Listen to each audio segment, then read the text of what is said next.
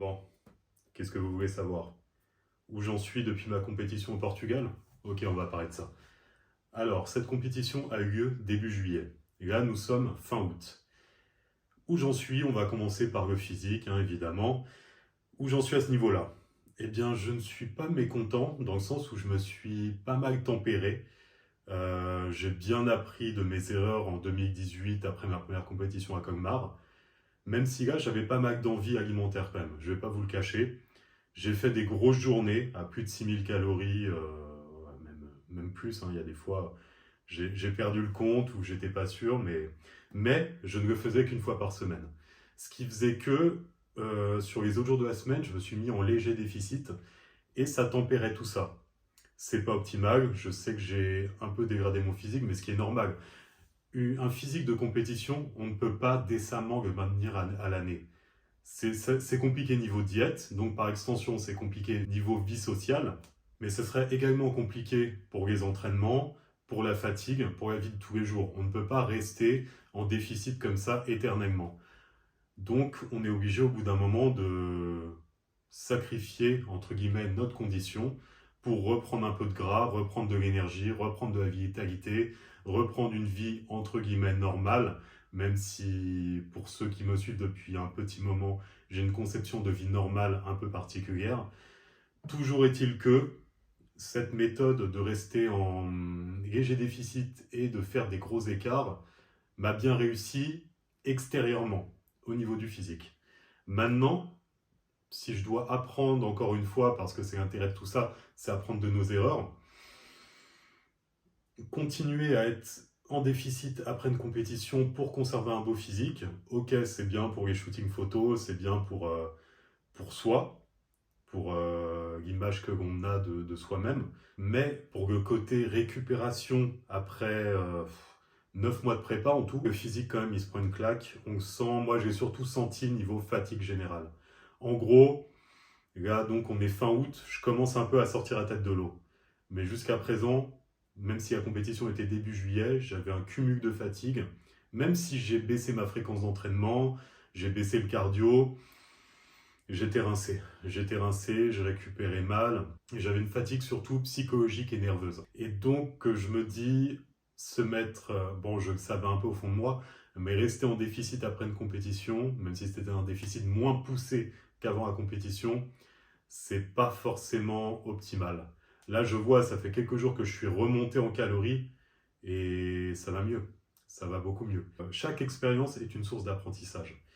Et en l'occurrence, pour moi, ce qui est mieux, c'est d'augmenter, de ne pas partir dans l'idée de la fameuse reverse diet, très tendance depuis quelques années, et alors pas de franchement monter les calories, mais de bien y monter quand même. De bien y monter parce que ça dépend peut-être des profils, ça dépend peut-être des gens, mais pour ma part, ça m'a laissé dans un état de fatigue constant qui a fait que, même si je passais des séances correctes, niveau vie sociale, niveau professionnel, j'étais là, mais j'étais pas là. J'avais encore l'état d'esprit d'avant compétition, donc c'est pas terrible.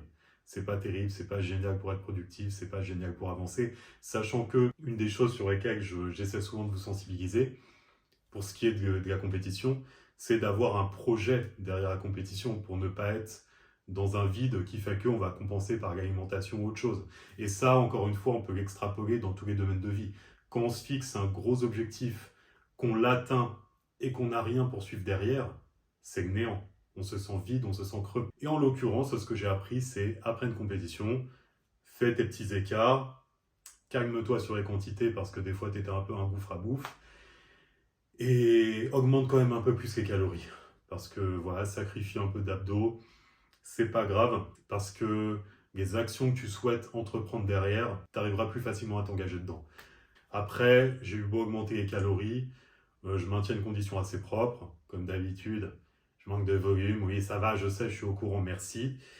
Mais on fait ce qu'on peut avec ce qu'on a, avec nos particularités génétiques. Et puis voilà, on avance encore et toujours. Donc ça, c'est pour le côté physique, mais en même temps, vous voyez, en parlant du physique, j'ai tout de suite dévié sur le mental. Et donc au niveau mental, comme je disais, tout de suite après cette compétition, grosse fatigue, beaucoup de mal à récupérer. malgré le fait d'avoir baissé la fréquence d'entraînement, d'avoir diminué le cardio, même ouais, non, les séances, j'avoue, je garde toujours de l'intensité parce que j'aime trop ça, j'aime trop m'entraîner. Mais c'était dur, enfin c'était dur. C'est moi qui l'ai choisi, donc je vais pas me plaindre. Mais j'étais ouais, constamment fatigué, ce qui s'est ressenti dans mon travail. Parce que là, mon gros objectif suite à cette compète, c'était vraiment de reprendre en main mon travail parce que je suis très monotâche. Et quand je suis en prépa, je suis focalisé à 100% sur la prépa, ce qui fait que niveau boulot, j'avance moins. Et là, donc, l'objectif, c'était vraiment de reprendre en main mon entreprise de coaching parce que j'avais mes coachings récurrents, tout ça, je m'occupais d'eux, il n'y a pas de souci. Je faisais mon travail, on va dire, qui est sur le moment.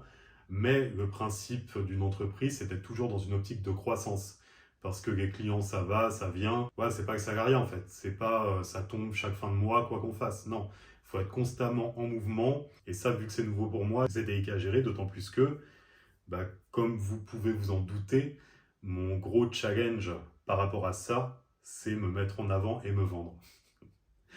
Je pense que vous avez constaté que c'est pas mon point fort.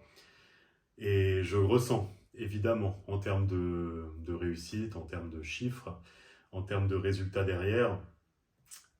C'est pas simple. C'est pas simple, mais en même temps, c'est challengeant. Et j'apprends. J'apprends, je vois, je teste des choses, je vois ce qui fonctionne, ce qui ne fonctionne pas, et en fonction de ça, j'ajuste mon comportement. Et donc, psychologiquement, j'ai dû faire comme pour le physique. J'ai dû étudier où j'en étais, voir ce que je faisais, ce que je ne faisais pas, et réajuster mon comportement en fonction. En l'occurrence, là, pour mon mental, j'ai dû le reprendre en main.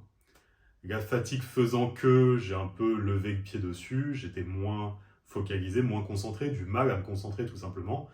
Et bah là, depuis quelques semaines, je me suis vraiment focalisé sur le mental.